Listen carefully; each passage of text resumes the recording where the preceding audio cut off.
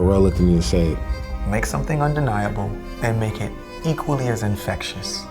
Why are you doing music? Is it just because you just want to look cool? Because that will burn out. When it becomes purpose-oriented, it can be as cool as the flashy shit, but it will be much more meaningful. oh, fuck. Okay, no more being silly, no more music first. And at that moment, we went home. I just wanted to change everything. Well, then go ahead and do it. Well, that's what we're doing.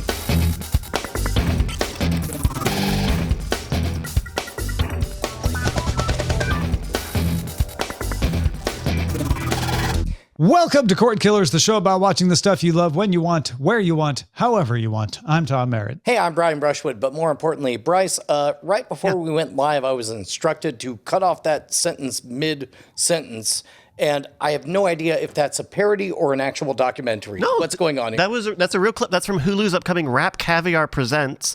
It's a 7-part docuseries about modern hip-hop acts. You saw in that one Tyler, the Creator, talking a lot about how influential Pharrell Williams was to him. Other acts include Jack Harlow, City Girls, Roddy Ricch, many more. That is streaming on Hulu March 30th. All episodes are going to drop at once on that one. But I really like that clip. I didn't realize Tyler, the Creator, and Pharrell were so tight like that, and that they inspired each other so heavily. Is there a single sentence like hot take that this particular documentary is bringing? I guess we'll have to find out on March 30th. Doggone it. Yeah. Meanwhile, well, Tom, it's just you and me. And Lamarr Wilson. What? Yeah, look who's here. I It's Lamarr. wasn't supposed to be here. I'm sitting there playing Mass Effect Andromeda now. It's like We'll Beetlejuice, talk but you about only that have to later. say his name once. And I disappear. How's it going, guys? Lamarr, it's good to have you, man. How you doing? I'm good. It's been a minute. But I'm glad to be back on one of my favorite shows. I'm sorry. You're on Cordkillers. Don't do that. Oops. No, it's great to have you, Lamarr. And, we are going to get right into the primary target. That's good. Now, some of you may have heard Brian Brushwood and I talking about this on DTNS last week. Everybody is getting prepared for 2024. But before we get to why, let's start with the Disney earnings. Disney Plus lost subscribers overall last quarter because it lost Indian Premier League cricket. Indian Premier League cricket is wildly popular in India and Southeast Asia, like far and away the most popular streaming sports in India and Southeast Asia.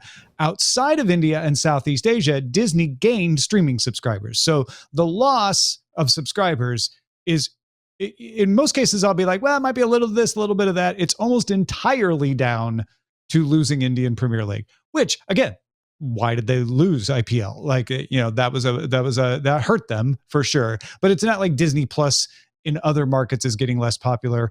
And even Hulu gained 800,000 subscribers. Along with that, overall Disney revenue and profits rose. So we'll go with that. Any comments on the fact that Disney, had that bad subscriber number, but overall things look pretty good. To me, the biggest thing is wrapping your mind around the global numbers for Disney Plus. Like when you're creeping up on 200 million subscribers, 2.4 million. Yes, that's a significant drop, but also kind of a rounding error in the grand scheme of things. Lamarr, it seems like it's mostly positive, right? Yeah, I'm glad you broke it down like this, because the news wanted to run with, they lost, see, streaming is bad. Everybody's dropping streaming. It's like, no, it's almost entirely for this one particular reason. So I'm glad to have you, because I just know that's what you do normally. You like let's find out what the real issue is. And yeah, at least we try to. Here's another example. Disney reorganized into 3 main business segments. So the latest Bob to run Disney, Bob Iger, is reorganizing Disney Parks experiences and products into one unit. So all the things that aren't TV and movies. Disney Entertainment into one unit. And you might think, oh, okay, that's it. All the non-movie and TV stuff, all the movie and TV stuff. But there's a third unit, ESPN. Now, before you jump to the conclusion, like, Disney wants to sell ESPN, it's walling it off. Disney CEO Bob Iger said, we're not engaged in any conversations right now or considering a spinoff of ESPN. He made multiple references to this, like, this is not what this is about. We are elevating Pitaro, who's the head of ESPN, to report right to me. Like, we are trying to turn ESPN into a streaming first business that makes money on its own. So to me, it does feel more like they really are trying to keep ESPN from having to serve multiple masters and say, just be a sports entertainment business and don't worry about the rest of the company. And to that note, ESPN Plus grew to 24.9 million subscribers. Again, we have the 2024 thing that I set up a minute ago. I'm going to get to that. I'm going to tie all this together. But any thoughts on the ESPN stuff?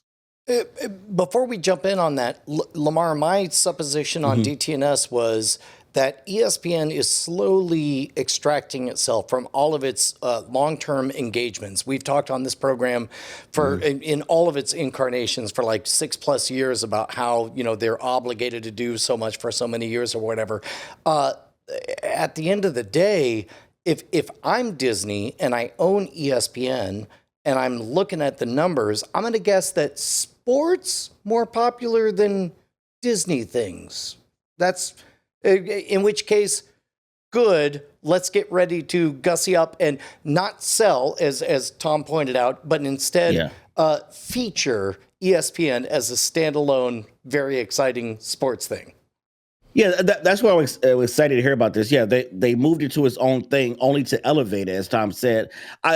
Sports is not a category I'm super into as I get older, weirdly, but it's huge. And ESPN covers multiple sports. So giving it its own limelight. And also, as you said, they're starting to take off these, you know, like a deal with T-Mobile, a deal with this. They're starting to kind of end those deals so that, you know, at some point, maybe cable's just left by itself.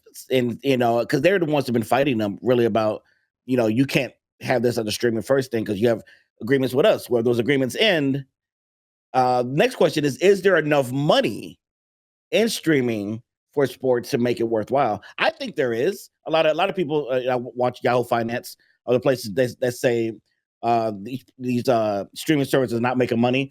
I disagree. I think sports is what people are waiting for. You do $20 a month and you get all the sports, lots of the sports that you want, maybe a little bit more. There's an audience for it. I mean, these people pay for NFL. What do you call it? NFL Red Zone or Access or all these Sunday tickets, Sunday tickets and all that. So there's a market to pay lots of money. I think when you look at this, it's notable that right now ESPN Plus is an add-on that goes with Disney Plus. They try to sell it as like, hey, you like Disney Plus? You like sports? Get them both. And this division, I think, implies that they want to create ESPN as a premier service. They need to protect the revenue on the cable side as long as possible because they need that revenue, but they want to create a premier service that doesn't feel like an add-on, that feels like a destination, and they don't want it affected by other parts of Disney Entertainment while they're doing that. So they gave Pitaro full control, like, all right, sink or swim, go do it. And nobody knows what that looks like yet. ESPN is about to set the template because no one has done a sports alone service. People have done specific sport alone services. People have done sports focused things like Fubo that had other stuff. Yeah, but no one has done like, this is just sports, multiple sports all in one package. And I think we're about to see ESPN try. All right, let's get to 2024. Here is the other part of the earnings call from Disney that shed light on why 2024 is so important. January 2024 is when Comcast or Disney, either one, can force the sale of Comcast's 33% stake in Hulu. This is a holdover from when Hulu was owned by multiple networks, including Disney, Comcast, Fox, even Time Warner had a piece of it.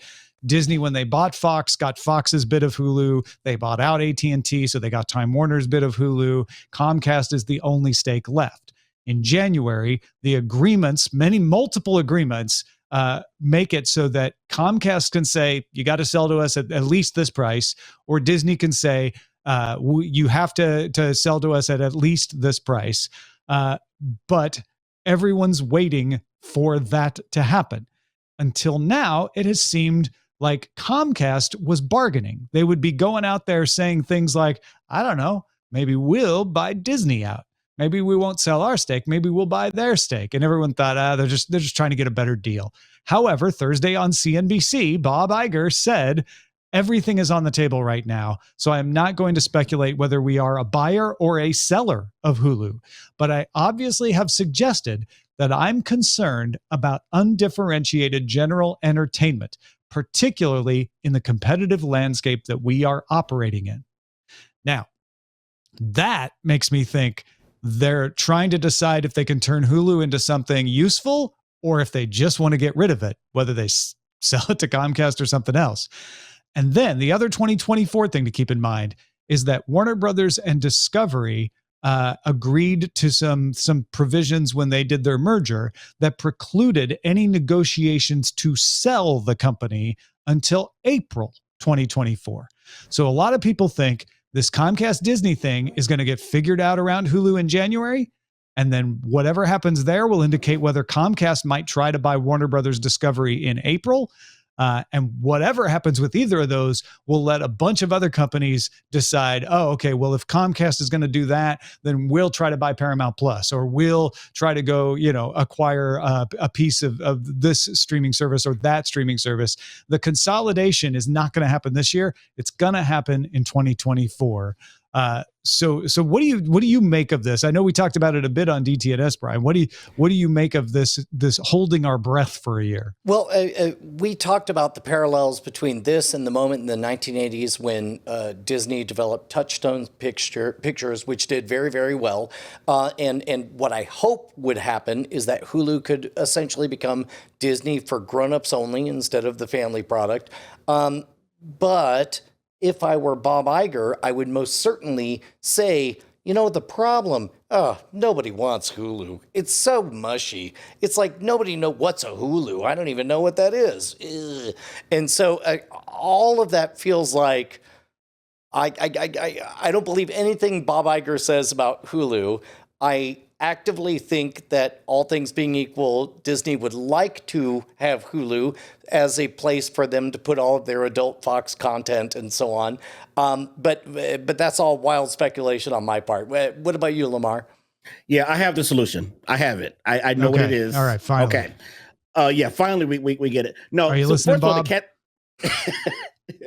cat's out the bag already. As far as Disney putting rated R or adult. I mean, they did it with the Netflix stuff, and they put Fox things on there.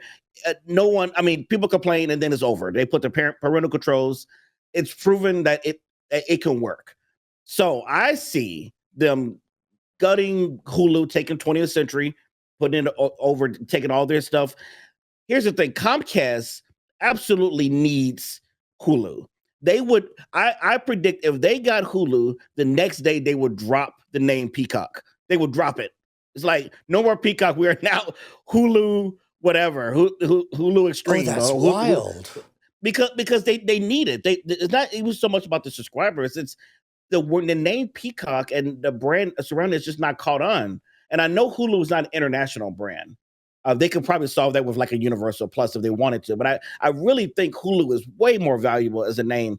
So I don't think Comcast was bluffing. I think they want Hulu terribly. Even if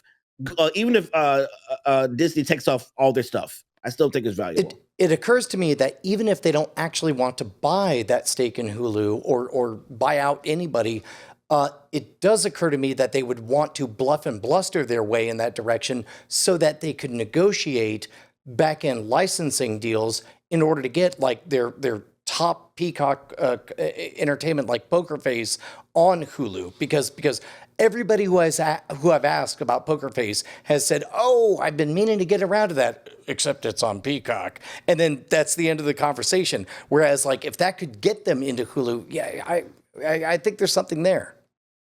I don't think Comcast agrees to license things to a Disney-owned Hulu, but And that's where I run into a wall right there. I'm like, so unless they buy it, not even if they maintain a 33% stake or something, or no, I think they just want it. Both these companies want out. They don't want to be sharing control. They want it to be one or the other. I agree with Lamarr. If they did buy Hulu, I think they merge it into Peacock that same day. It would be smart of them to keep Hulu as the name. Mm-hmm. Not sure they would or wouldn't, but they pay for my health insurance, so I'm sure they'll do the right thing. Iger also announced that new movies in the Toy Story and Frozen franchises are in development, and a sequel to Zootopia has been announced. An Avatar experience is coming to Disneyland in California, and Tim Allen confirmed on Twitter that he will voice Buzz Lightyear in the next Toy Story movie. I would love to know exactly, just even ballpark numbers, what a theme park can do compared to a global movie release. I don't know. I guess I'm a bit astonished. We end up talking quite a bit about theme park experiences on this program, which only in retrospect right now kind of surprises me. But what are you referring to as far as? Because like the idea of individually shuffling humans in one at a time, putting them in lines, basically playing Roller Coaster Tycoon seems absurd compared to the scalable experience of create a thing that suddenly can be distributed digitally, globally. Oh my man, I would so agree with you if Tom and I hadn't gone to Universal and saw the Nintendo World. I was like you. I was like, this can't be. I used to be like you, but then I became me. Lamarr then I took an amusement park in the knee. Yeah, the amount of money, like they got me on merch. I did a whole video. They got me to buy 6 of those watch things for $40 each, and the amount of merch they had around and the food and like you. And people that go daily. There are people here in California that I know personally that go to Universal or Disneyland daily. Like the amount, even if they have a season pass, the amount of money they spend on other things. Yeah, I think that's we're talking about the tens of thousands as opposed to the hundreds of thousands or millions at a time for a movie release. Not to mention the diminishing returns of DVD digital sales and then streaming rights and long tail stuff and all that. I mean, but I don't have the numbers in front of me. Some of those long tail rights make you money because you sell them at the park, right? So yeah, it's kind of all intertwined. Yeah. It seemed like they wanted to get those parks up during COVID really fast. Like that was the issue. They really want. There's like there must be some money there that I don't know of. Yeah. I think a better alternative that people could come up with is a way to just feel like you're helping to create the content by supporting it directly without having to visit anywhere, right, Brian? Well, I mean, it sounds like what you're describing is what people would describe as an ownership stake, even though they have no ownership stake whatsoever. Mm-hmm. Yeah, there's no stock involved. Well, they're just sort of generally supporting a thing without actually owning any of it. 1,000. Yeah, none of the responsibilities of ownership. Patreon.com/Cordkillers is where you can go to keep us loud, live, and independent. Just $1 an episode. That's all we ask. If you enjoy our insights on how to watch what you want, when you want, on whatever device you please, then why not keep us going by heading on over to Patreon.com/Cordkillers. You'll get your own RSS feed with After Talk, the exclusive segment where we speak directly to our bosses and nobody else. You can't find it, not even in piracy, I don't think. Yeah, no, probably not. Mainly because I suspect nobody would bother to pirate. You certainly can't get it by waiting in a line anywhere. Please tell us if you're pirating this. Please tell us if you're pirating this. Please tell us if you find somebody pirating this. And also, like, what the name is. There's somebody uploading it to BitTorrent right now just because you said that. Just because you said it, yeah. Patreon.com/Cordkillers. Let's talk about how to watch. So last week on Cordkillers, I said something about how smart Warner Brothers Discovery was, because they're getting ahead of the consolidation game. They're merging HBO Max and Discovery Plus together and simplifying and being efficient. Deadline and the Wall Street Journal sources said immediately after I finished that sentence that Warner Brothers Discovery has decided not to close Discovery Plus. The plan had been to merge Discovery Plus into HBO Max, have one simple paid service.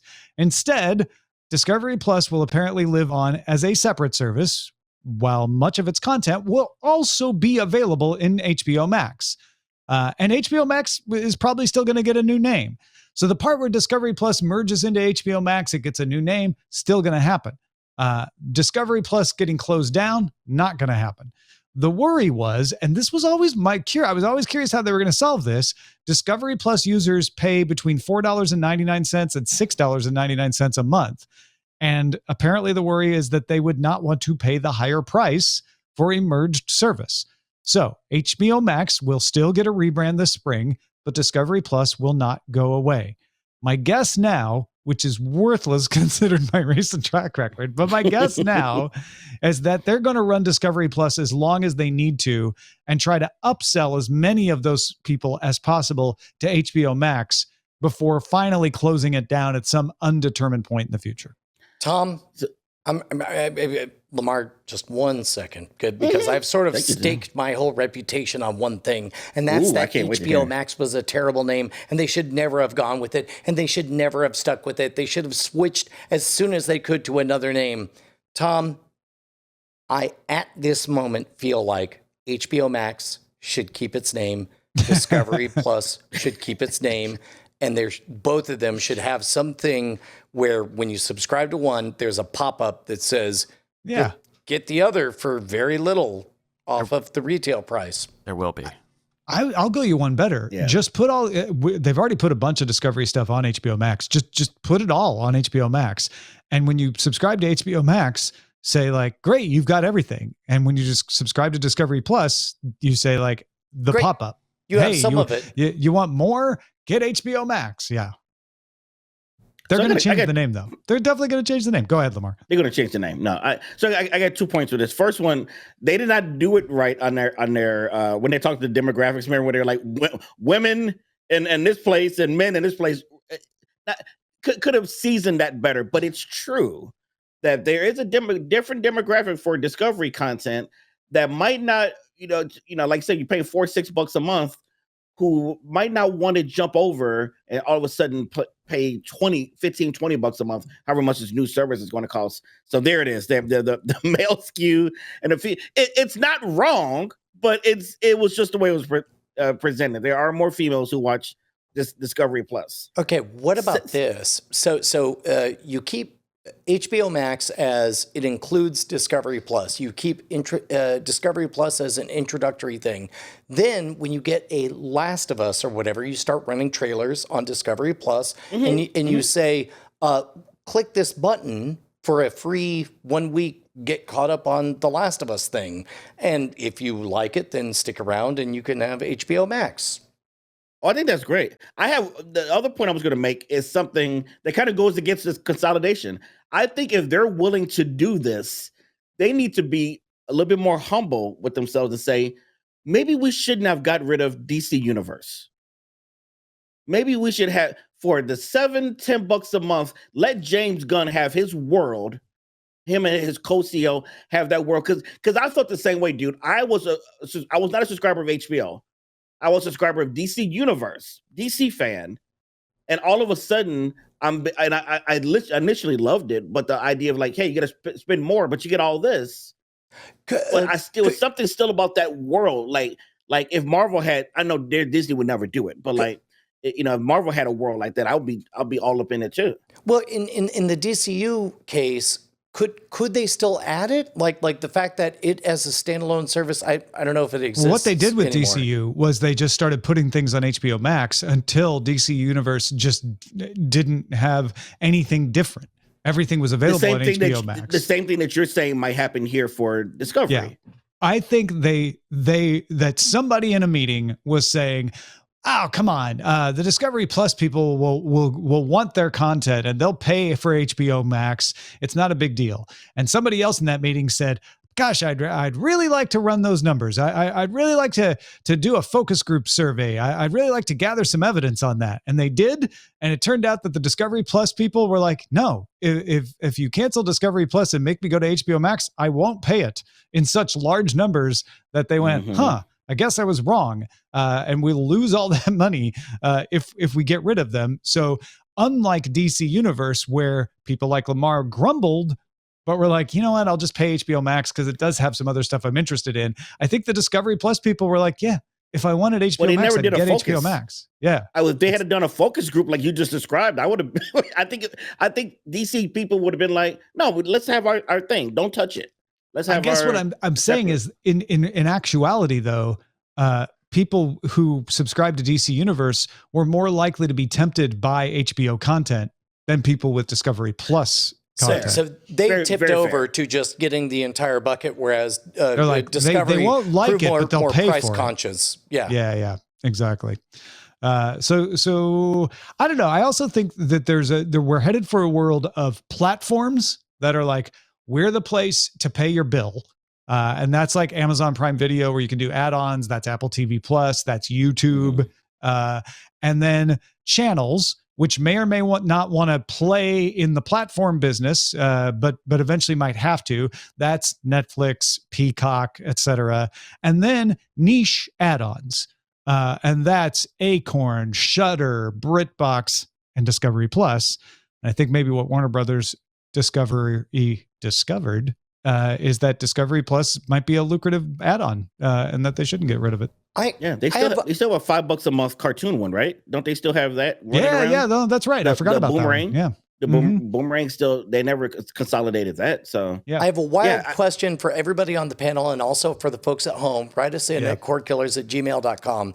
Would you rather pay X number of dollars, let's say $5, for something that definitely runs out? Like, you have 1 month of unlimited explore everything, and it definitely will not renew. The only caveat is that there's a ticker across the top that is counting down how long you have left. Or $7, like $2 more or whatever, but you're now subscribed, and then it's up to you to unsubscribe if this is a financial burden to you. Which of those would you take when it comes to your HBO Maxes or something like that? You're gonna get some emails from people from what I'm about to say. No one's that cheap. No one's that cheap for $2 difference. I'm sorry. That can't. Cordkillers@gmail.com. I think somebody is that cheap. Bryce, are you that cheap? No, I don't want to watch ads. No ads. Nothing's different. The only thing is just a countdown timer across the top, letting you know how much longer you have to run around in the supermarket sweep of enjoying HBO content. I mean, would I use a free? It's over. Well, yeah. Would I use a free trial? Yeah. Okay. Can you give me 48 hours on a disc too? Oh, no, $5. Like, you're paying for it, but you're paying a lower number, and there's no way, like, once it's over, it's all the way over. You don't have to unsubscribe or remember anything. No, that price. Can you value subscribe again work. for the next month? Sure. You can do it whenever you want. You just have so to it's have not that like a ticker 1 month across the only top. deal. So it cuts you off. just have Okay. to, yeah. So, you're paying extra for the for auto charge. I see. Or you're It's paying, like you're a paying prepaid phone. less, but actually you're paying less for extra visual for auto annoyance. charge. You're paying less to do it manually. But why are you paying? Disconnect. But why are you paying less for it? Just because it runs you out? have to go through the trouble of resubscribing every month if you want to keep it. Wow, that's going to do great for consumer retention. Because visually it looks like a Oscar screen or something with like a watermark. Yeah, but what I'm saying is, like, how does that make it cheaper? Because it's like, it's one thing if you say, like, convenience versus fidelity, which is one of my favorite questions that we've explored. But even when you artificially make the fidelity worse? Yeah. Well, screw you. I don't want that. That's a bad business plan. Screw off. You would pay $2 more. I wouldn't be in business with you. Okay, and cordkillers@gmail.com. That's the. All right, let's talk about what to watch in Under Surveillance. Not like real estate. It's all about location. Under Surveillance. Despite some lingering widespread beliefs, you can refer to the Super Bowl as the Super Bowl. You just can't claim you're part of the Super Bowl if you're advertising. But Tom, advertising this just is one in. of the.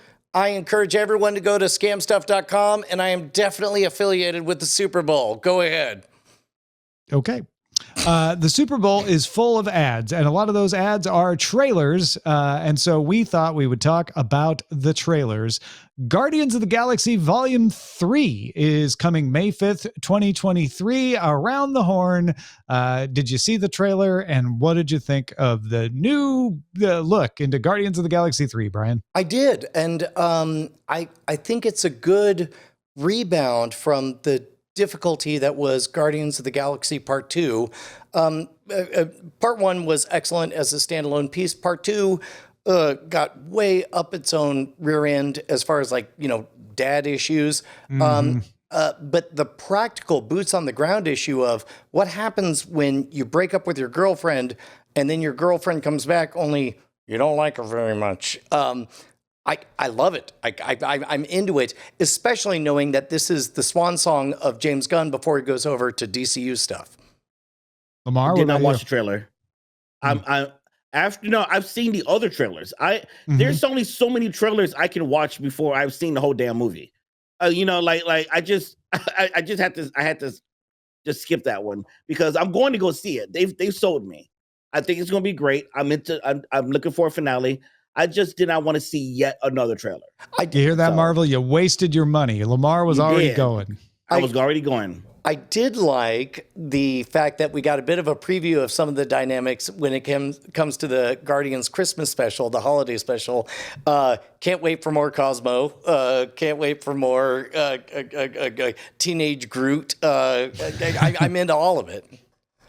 The Flash Super Bowl trailer revealed that both Michael Keaton and Ben Affleck will play Batman, that they were both in the trailer, and that movie is coming June 16th. Lamarr, I don't know about you, but I totally believe Tom Holland when he said, "Oh man, too bad the other Spider-Man won't show up in the Spider-Man movie. Wouldn't that have been great? It's only the villains." And then I was totally surprised when all the Spider-Men showed up. New sentence.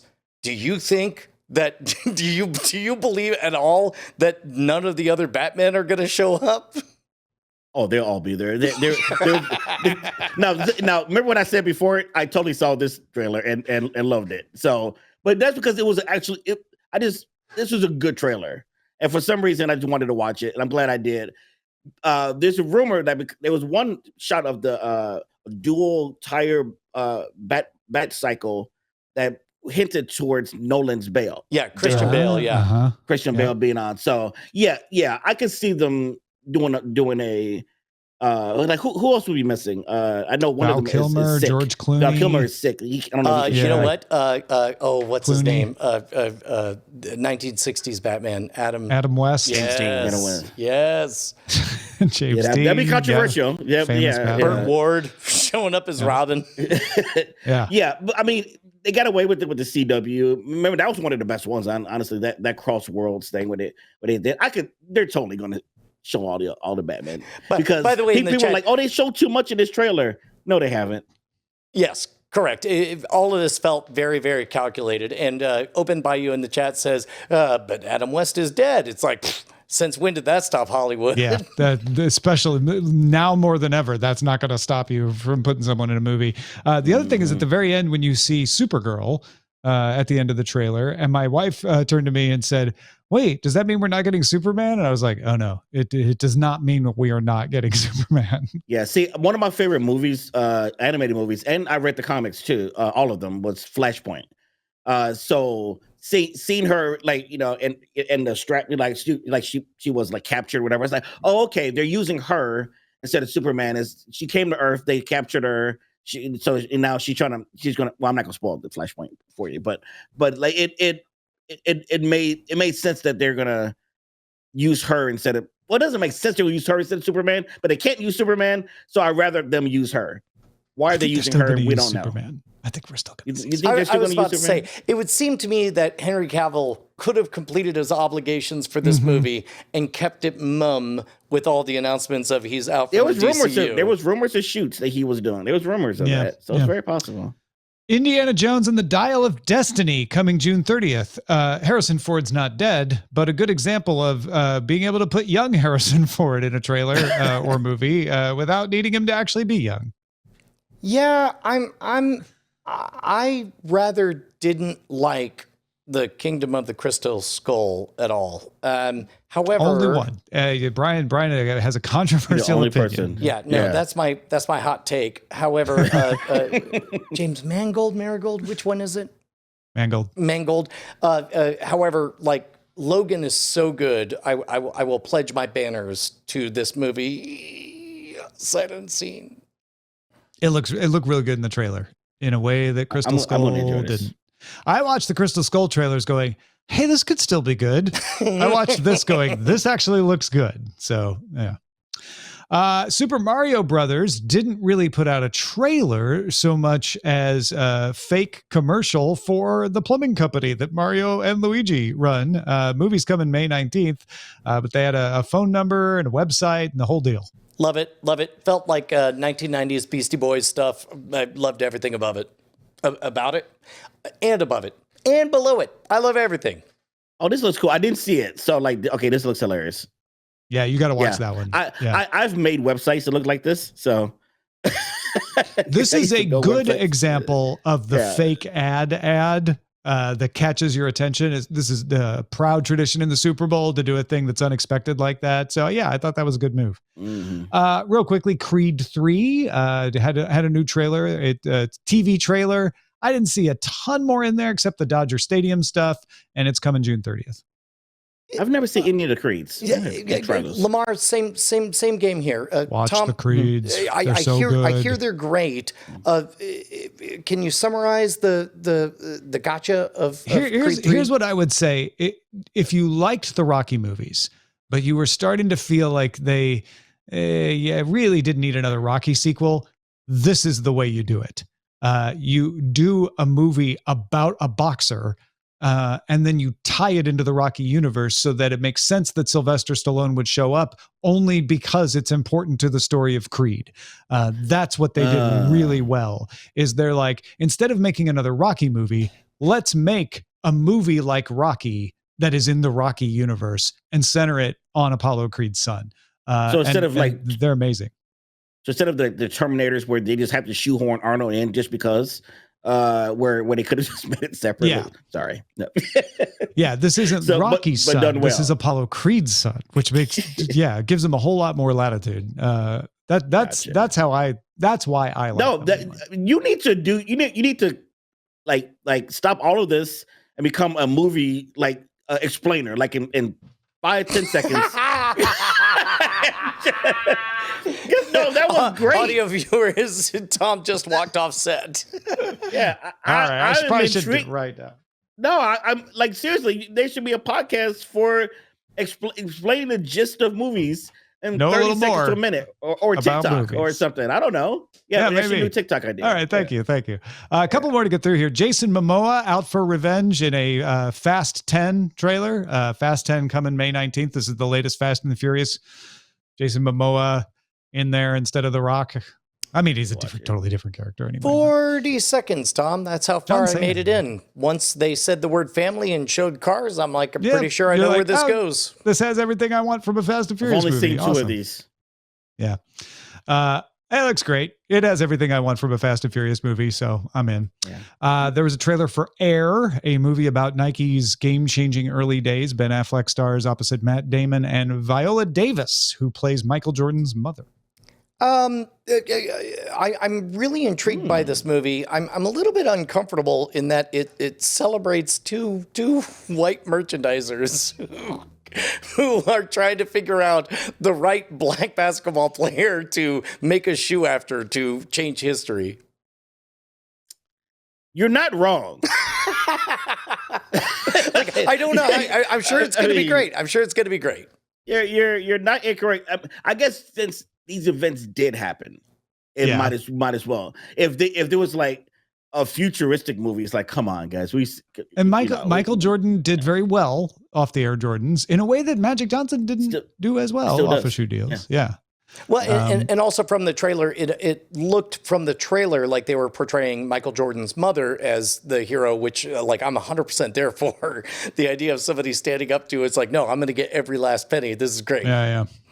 Tubi ran an ad that featured the Super Bowl commentators doing generic commentary, and then made it look as if someone was about to change the channel. And they chose again Tubi, a proud tradition of a commercial that's fake, making it look. Except because Tubi is owned by Fox and Fox had the game, they were able to get the actual announcers. And since announcing commentary is so generic sometimes, it was convincing that you had really returned to the game, and they were changing the channel on you. That's brilliant. That was good. Yeah. That was good. Finally, YouTube announced the top most viewed Super Bowl ads on YouTube were Booking.com, Melissa McCarthy in Somewhere Anywhere, and T-Mobile was number 2 with New Year, New Neighbor featuring John Travolta singing a version of Summer Lovin' about getting T-Mobile home internet service. Those are pretty classic. One that is of the moment, the cultural gestalt of like, pandemic is over, I would like to go somewhere. And then another nostalgia play. That all tracks. Yeah. I guess what I was wondering is, I feel like people talk about Super Bowl commercials less than they used to. Doesn't seem like as big of a deal. Do you think it has anything to do with the fact that they start playing them, I don't know, 75 days before the Super Bowl? Yeah. Part of it is I don't talk to a lot of people. Also, there's something very important here in that commercial. John Travolta looks great. He still could sing. 68. He's 68 years old. Well, look at that. That's amazing. Yeah, it looks great. All right, let's talk about what we've had our eyes on. Something that you've been watching now. Lamarr, I know that you said you're like, look, I got to be fair. I'm coming on Cordkillers. I do watch TV and movies, but I haven't really watched anything this week.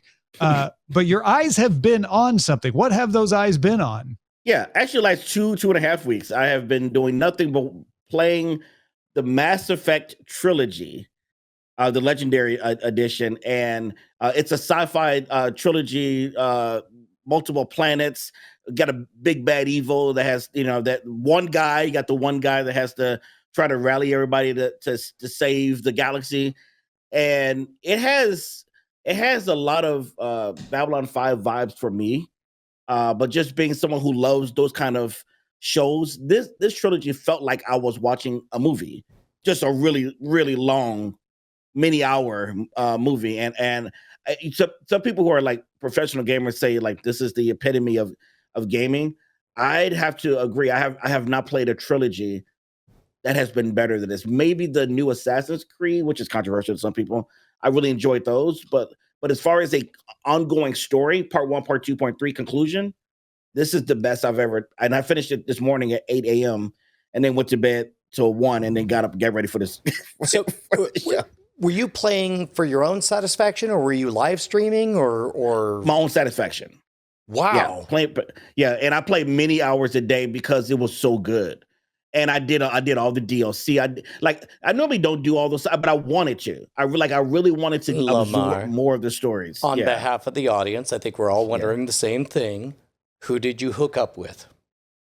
Not one person. What? I was so absorbed in the story, I didn't care about sex, like real life. I hooked up with Garrus. He ended up playing Mass Effect inside Mass Effect. Yeah. No, I didn't. I never invited anybody up to my room or anything. They're like, hey, if you want to see me in private, come on. I just ignored it. I was focused on saving the universe. Who has time for sex when you have to save the universe? It takes a long time to get through space. Come on, my man. I mean, what are you going to do? You can only read Heinlein so many times. So Amazon has the rights to make a TV series out of Mass Effect. There's no indication that they've moved into development or anything. Really? But if they did, would you be into Expanse? Yes, because of the Expanse. And I'm only in season 2, to be fair. But they and I know they weren't part of season 2, but I've heard it's going to be great. They could do sci-fi. I mean, they did fantasy really well. I like Rings of Power. I know we don't want to get into that, but sci-fi is tricky. And Peripheral's a sci-fi show that has mass acclaim right now. So yeah. Yeah. I haven't Mass seen that. Acclaim, Where's that not on? Mass Effect. That's on Amazon. Oh, I didn't know about that. I'll check it out. All right, Brian, what have you had your eyes on? I owe a deep, deep debt of gratitude.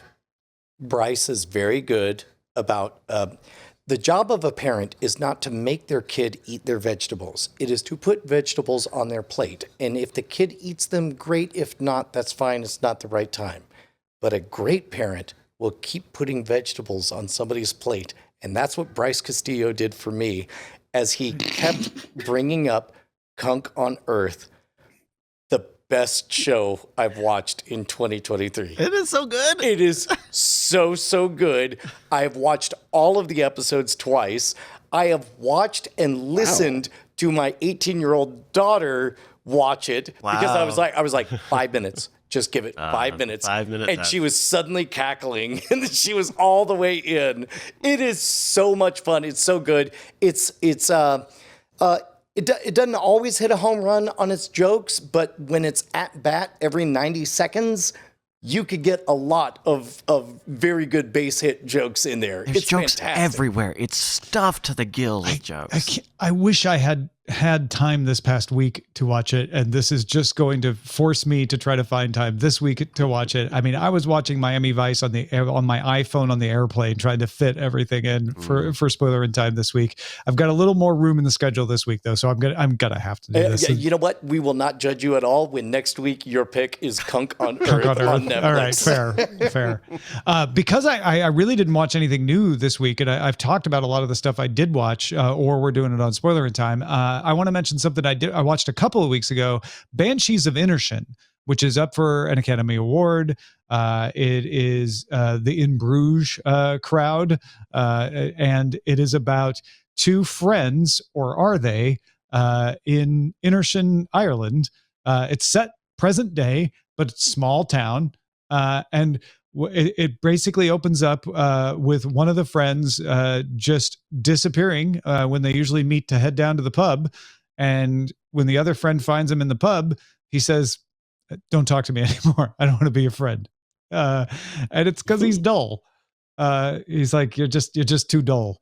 And then the rest of the movie is a comically but also heartbreaking continual raising of the stakes around that fight between the friends.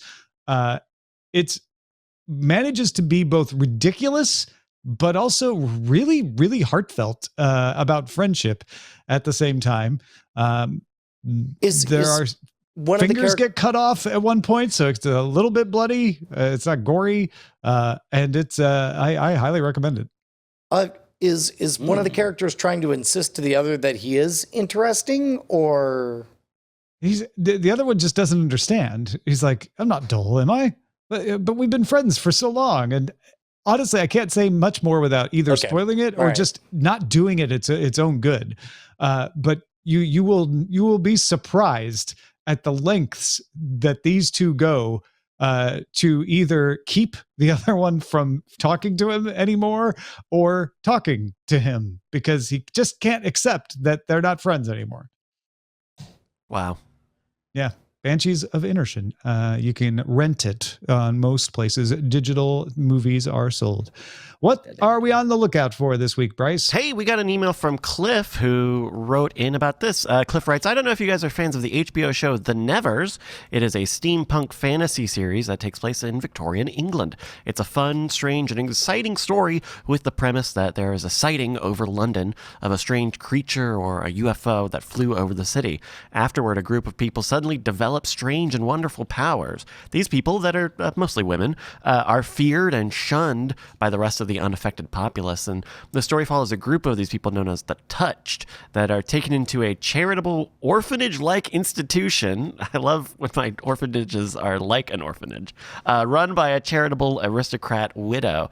She shields them and tries to get the government to understand them, and it's a whole thing. The first 6 now this part's weird. Follow me on this one. The first 6 episodes debuted in 2021, and the second season of 6 episodes were postponed because of COVID. And HBO just 2 days ago announced that the second season of 6 episodes will air on Tubi instead, starting tomorrow, Valentine's Day. HBO, what are you doing, HBO? Money. Yeah, and they're like marathoning them starting on the 14th. So keep an eye out on Tubi if you're the Nevers fan. But this is an interesting idea for a show. I know I've heard people talk well about this, but I haven't. Have any of the panel seen the Nevers? Not I.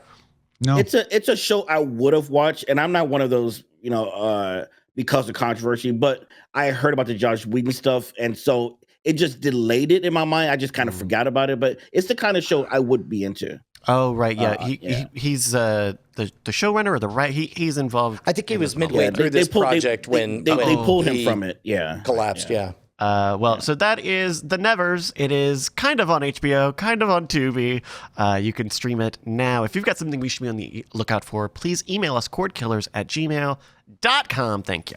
Heartbreak Now, Orphanage. That's hold what on, HBO hold on, stands for. It's not TV. I know if you've already sent the email, it's fine. But Gambling Man pointed out that I just said Banshees of Inisherin is set modern day, and it's not. It's set in the early 1900s. The reason I forgot that is the setting has almost no bearing on the events that you're seeing. It could be modern day, except for the fact that like the mail comes on a boat and stuff like that. But it's an island off the coast of Ireland. What is important is that it's set during the Irish Civil War in the 1900s, and so the entire friendship battle can be seen as a parallel for the Irish Civil War, and the things that they do to each other are very much a parallel to that. All right, yeah. Brian, do you have a parallel to the Irish Civil War or anything else in what you're doing? Do I ever? Listen, we all have troubles. Oh. My troubles is that I don't have a good computer. That's why I go to doghousesystems.com/rogue. ROGUE, spell it right. I get a free SSD when I order it, and I keep us in business. More importantly, I got other troubles. I can't tell which are scams, which are Sasquatch, and what's the supernatural. That's why I go to scamstuff.com to download the deluxe edition of Scam Sasquatch and the Supernatural 20th Anniversary Edition, an entire lecture, in which I explain all those things.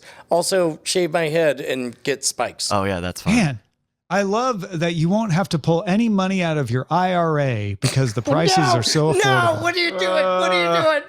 This is turning out to be a Monday, Bloody Monday. Oh, no, stop all of it. Stop all of it. I'm glad we're in a free state that we can move on to the front lines.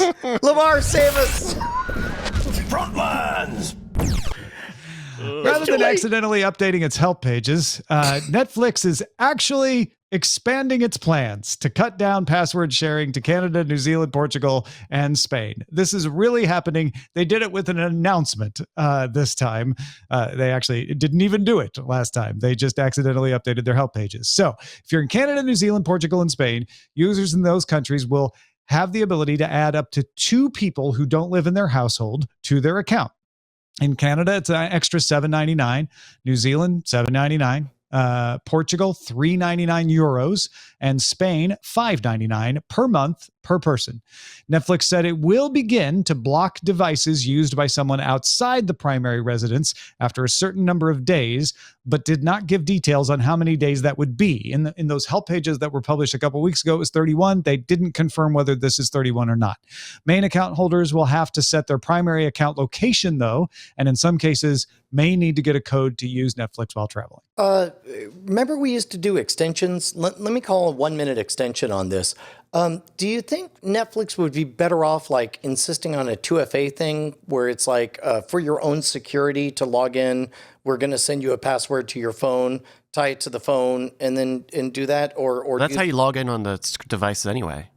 Or right? That's how a lot like open up the Netflix app and say that's me. I think it would be bad policy. Yeah. I think it would be bad policy to tie a security feature to a subscription feature. Oh, good point. Anyway, Roku now lets you order food from the TV in partnership with DoorDash. Wendy's will be the first to buy ads to use the partnership. Shoppable ads on Roku let you click OK on your remote to proceed to checkout. You have to set up things first, of course, but the first time after that, everything is pre-filled. That's dangerous. I feel like certain shows are gonna be used more than anything with Seth Rogen. I feel like a lot of DoorDash is gonna be used. How did I end up with so many Wendy's new French toast sticks? Look, they're putting a mozzarella stick on the burger, okay? It's on the burger. I just can't imagine how awful the interface is going to be for this. Like, who is asking for, who doesn't have a phone? We all have phones, right? I mean, you have to go through some work to set this up, right? You have to add information. You have to fill out forms to get it. So you have to really want to do this a lot for this to work. And as we know, Roku TV interfaces super fast, easier than your phone. Very non-clunky. Yeah. Once it's set up, yeah, sure. You're forgiven if you forgot that Sling TV had a free ad-supported version called Sling Free, but it's beefing it up.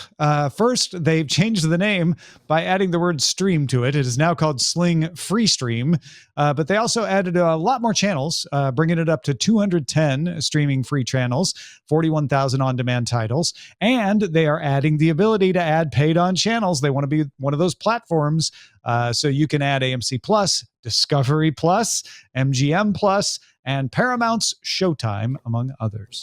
Panel all around, is this pretty much a press release that they're going to move to be an ad-supported only? No, I think it's a press release that they're going to drop the name Sling from their free service so that if they ever have to shut down Sling TV, the paid service, there's no confusion. They can call it Free Stream. Yeah. Yeah. Doesn't that feel like it's like Amazon's? It's like Amazon's IMDb stream thing. What's that called? Yeah, Freevee. It's now called Freevee. Yeah, it's just yeah. Okay. You know what? I have a new service called Free. Just talk to me. Here's my phone number. Paramount Plus reached a deal with Amazon's Prime Video to carry Star Trek Picard and Star Trek Lower Decks outside the U.S. and Canada. Canadians can now stream the shows on Crave, or will be able to. Yeah. Canadians stream Picard on Crave. They have in the past, and they will for this season. Wait, is this a benefit or a punishment to get Picard? Well, ouch!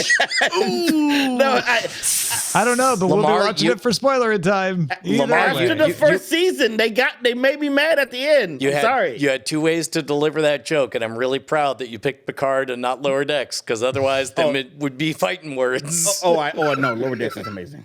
Yeah.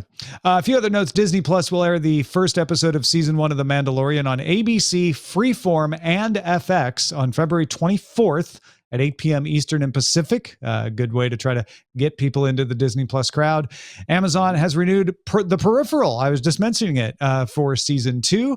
CBS is going to replace James Corden's Late Late Show, at least according to The Hollywood Reporter, with Stephen Colbert's backed At Midnight reboot. At Midnight originally was hosted by Chris Hardwick. It does not appear that Hardwick would be involved in this reboot.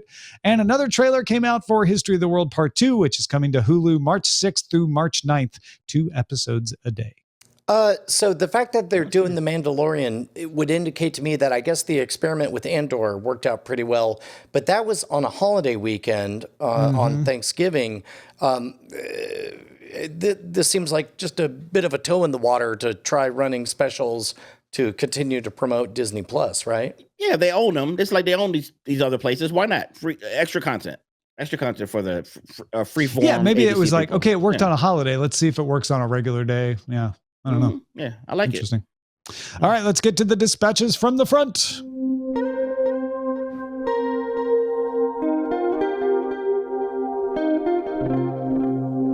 Steve and Barb both wrote in saying they buy extra seats for the movies. Steve has done so ever since COVID started, initially as a self-defense against possible viral contagion, but ended up becoming an intrusion from a defense against intrusion from other patrons. And Barb says, usually I buy 2 aisle seats and sit on the aisle. Besides ensuring no one sits next to me, I also have a place to put my purse, coat, or whatever else I don't feel like having in the seat with me. Kurt writes in saying that sorry. in thinking that AMC would have a better shot at a winning strategy, selling the less desirable seats at a discounted price from the prime seats rather than marking up the prime seats from the front row experience. And I think economically speaking, those are two equivalent comments. I feel like on our program last week, Tom, that we were very pro-consumer, and we explained pretty clearly that this is not a case of charging more for the best seats. It's a case of charging less for the lesser seats. They are charging less for the less desirable seats, if that wasn't clear. That the price that everything is now will be for the standard seats. They charge you extra for the center seats, and they give you a discount on the seats that are right up front. But Tom, doesn't that cancel out everything though? If you raising $2 for the middle and lowering $2 for the end, you're not making any money. Only if you always sell all the tickets. But you don't always sell those front two rows. How many times have you gone to the theater and seen those front two rows filled? And that assumes that they have the same number of premium seats as discount seats, which they're not going to do. Nope. Right. Yep. Also, my conspiracy theory, Lamarr, was that this is all a way to introduce essentially a movie pass for the cheap seats. And then Mike wrote in and said, "Hello, friends. I'm sure I won't be the only one to mention this, but just in case no one has, I thought you should know that Jeopardy had an entire Miami Vice category detailing guest stars as the answers. And as a Spoiler in Time listener, Mike ran the category." Bryce, is there a chance that we could play Jeopardy in After Talk? Yeah, I think we could try that. Okay, good. You gotta be a patron though. You gotta be a patron to hear that only in the After Talk Patreon. Thank you. Indeed. Lamarr Wilson, thank you so much for being with us, man. It's good to see you. Where should folks go to find more of what you do these days? Wherever you all are comfortable. So if you like YouTube, you go to youtube.com/Lamarr Wilson. Just type Lamarr Wilson in everywhere, basically. I do short form video content on the comedic side, but lifestyle, tech, talking about shows. I'm going to be doing something with a certain network soon that should be fun. So I am just making content about myself because I am into myself. And that's why I didn't do anything on Mass Effect with other people. It's just about myself. There you go. So, see? yeah. I like Lamarr. If you like Lamarr, get more Lamarr. Go type Lamarr Wilson into your nearest search bar and see what comes up. 2 hours. And don't do it on the new Bing because you might get more information I'm not ready to have out there yet. And it might not be accurate. Plus, there'll be like a 5-paragraph essay on the whole thing. Definitely not accurate. Whatever it is, probably. Yeah, it's not at all. Our website is cordkillers.com. Our email address is cordkillers@gmail.com. We're live on twitch.tv/Night Attack Mondays at 7 p.m. Eastern, 4 p.m. Pacific. We'll kill your cords again next time. Hey, Tom Merritt, what's going on? I'm just hanging out here watching this scroll go by. What are you doing? Trying to set up a bit where we thank our beautiful, beautiful patrons, all these wonderful names. I'm sorry, I'm too distracted looking at these beautiful, beautiful patron names going by. Look at that one. I mean, if you wanted to be one of these people, patreon.com/cordkillers would be the place to go. I mean, they're scratching our itch, like, because we're addicted. As long as it's consensual, like, we're addicted to their money. And love. Might as well face it. Well, God damn it. Diamond Club hopes you have enjoyed this program.